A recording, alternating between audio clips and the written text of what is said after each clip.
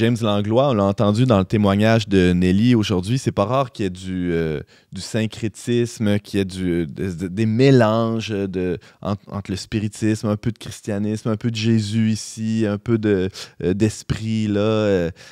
C'est pas long qu'on devient tout mêlé là-dedans. Qu'est-ce que dit l'Église sur ça?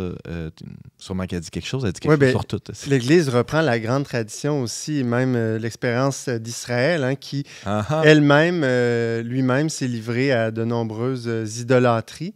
Et, donc, l'Ancien Testament est à peu près plein de... Oui, exactement. Donc, puis, quand Dieu donne ses commandements, ses paroles de vie au peuple, il y a d'ailleurs le premier commandement qu'on a résumé par un seul Dieu, tu adoreras et aimeras parfaitement. Ouais. D'ailleurs, dans notre dossier de numéro spécial, la loi, c'est la raison pour laquelle on a placé ce commandement avec le témoignage de Nelly.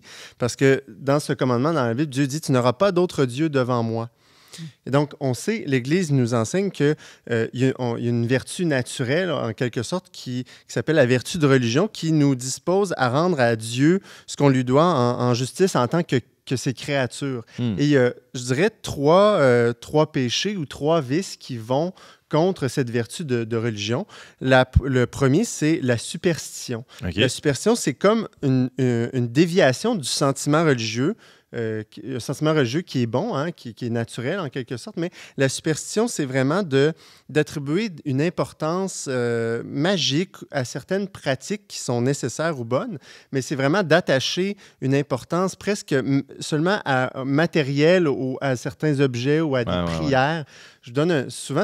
Moi, je pense à Patrick Roy puis ses poteaux. Là, avant chaque partie, il parlait à ses poteaux puis il donnait deux petits coups ici, tout un petit rituel. Ici, tout un rituel. Ça, c'est un exemple, je dirais, séculier ou laïque, mais de fait...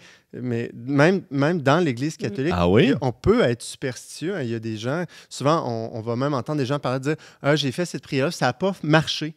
Comme s'il s'agissait juste de réciter une prière pour que Dieu nous exauce, parce que l'Église le dit bien, il s'agit on est superstitieux en dehors de dispositions intérieures qu'ils exigent.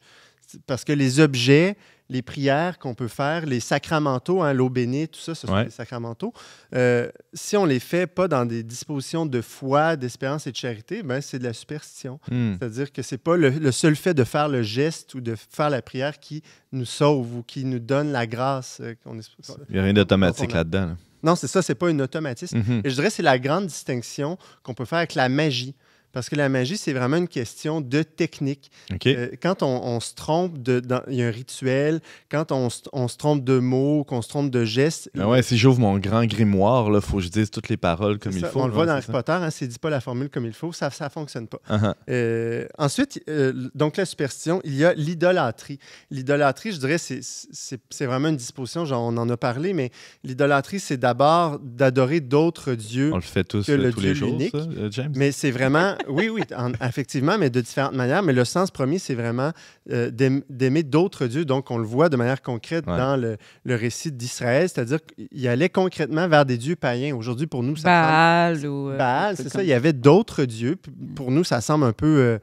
d'une autre époque. Là. Folklorique. Folklorique, mais si on se met à justement adorer les dieux... dans le polythéisme, encore aujourd'hui, il y a différents dieux. Si on se met à adorer ces dieux-là, c'est de l'idolâtrie. Mais justement, comme tu disais, on peut étendre l'idolâtrie. Dans le fond, c'est de mettre une chose à la première place de Dieu dans notre vie. Et ça, on le fait avec l'argent, on le fait avec l'État, on le fait avec le plaisir. On peut mettre ses ancêtres, sa race en première place. Le travail. Le travail, etc. Dans le Nouvel Âge aussi, il y a beaucoup les dieux égyptiens. Hein. Ah oui? Ouais. Ben oui? Isis, Osiris, là, c'est beaucoup les soins sacrés. Puis on mélange aussi Marie-Madeleine. On retourne dans des formes anciennes de polythéisme. De paganisme oui, aussi. exactement. Les dieux nordiques, là, ça revient à la mode, ça.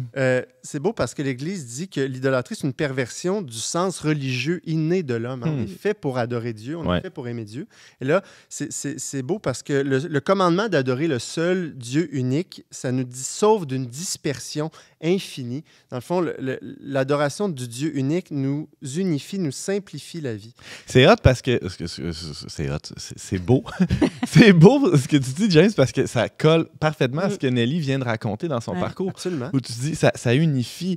Y a-tu quelque chose de plus... Excuse-moi, mais c'est assez dispersé, ton parcours. Tu as couru après toutes sortes d'affaires toute ta vie. Tu sais. Tout. tout, tout. C'est fascinant. Ouais. Mais c'est ça aussi, c'est le danger du nouvel âge. C'est de nous éparpiller. Parce que là, il nous éloigne vraiment du Dieu unique.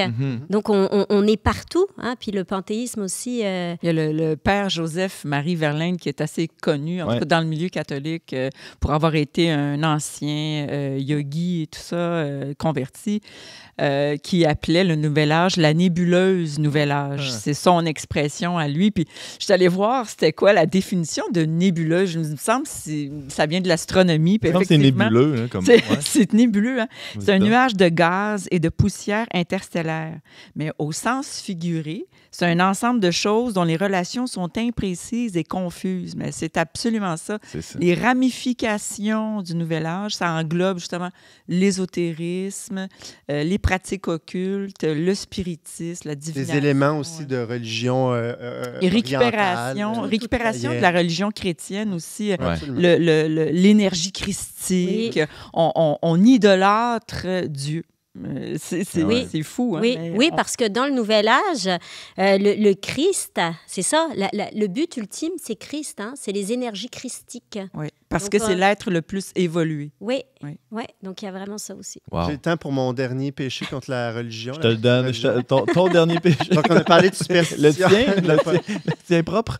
On a parlé de superstition, d'idolâtrie. En dernier, le catéchisme nous parle de divination et de magie. Donc, divination, c'est au sens large, là, parce qu'il y a peut-être une pratique divinatoire plus précise, mais c'est vraiment l'art de vouloir connaître ce qui est caché ou de prédire l'avenir en invoquant, entre autres, des forces suprasensibles, des forces surnaturelles. Comme le devin dans Astérix. Le devin, exactement. Il y a le mot devin, deviner, là, qui vient de là. Donc, on cherche à révéler. Les druides, c'est ce qu'ils font. Oui, c'est vrai. Donc, c'est de vouloir contrôler, dévoiler l'avenir, contrôler les forces naturelles pour justement mettre... soit on peut vouloir faire le bien, Anélie en a parlé, pour guérir et tout ça, mais même dans la magie noire, on peut vouloir aussi faire le mal. Et toutes ces pratiques-là, là, ici, t'en as nommé quelques-unes dans ton témoignage, mais on parle aussi de chiromancie, d'interpréter les sorts, le phénomène de voyance, la médiumnité, etc.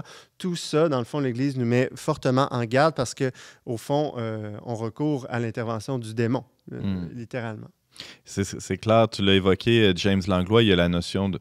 On peut percevoir ça comme simplement une liste d'interdits ou de péchés, une liste de choses à ne pas faire de l'Église, mais plus profondément, si on regarde ça sérieusement, on découvre qu'il y a ce désir-là au fond de notre cœur qui est d'être unifié, que notre âme soit en train de mépriser notre corps continuellement. Il y a du dualisme beaucoup là-dedans. Alors l'Église tente de répondre à ce désir profond-là qu'on porte tous. Oui, puis c'est pourquoi, justement, elle nous propose au final d'adorer le Dieu unique, mais de le rencontrer. Beaucoup moins d'ouvrages, finalement. L'Église... parce que ça ne dépend pas de nous, mais on va le voir, Brigitte va nous en parler dans quelques instants, là, un peu plus. Nelly? L'Église n'interdit pas, elle éduque. Exact. Mais là où on voit, quand on est à l'extérieur, une privation de liberté, lorsqu'on est à l'intérieur, on voit qu'elle éduque. On est des enfants, on est les enfants de Dieu et comme tout enfant, on a besoin d'être éduqué. Et si on n'a pas un manuel, donner un enfant sans parents dans sa jeune enfance, ça donne pas grand-chose de structuré. Donc, c'est ça qu'il faut voir. Il faut arrêter de taper sur l'Église, mais au contraire de voir qu'elle veut notre bien. Et c'est pas une privation de liberté, mais ça, c'est très difficile à faire accepter encore, surtout à l'heure actuelle où la liberté individuelle prône. C'est de faire n'importe quoi. Mais c'est ça, tu sais, la liberté d'autrui s'arrête. Ouais. C'est ça, là. Génial. Merci, James.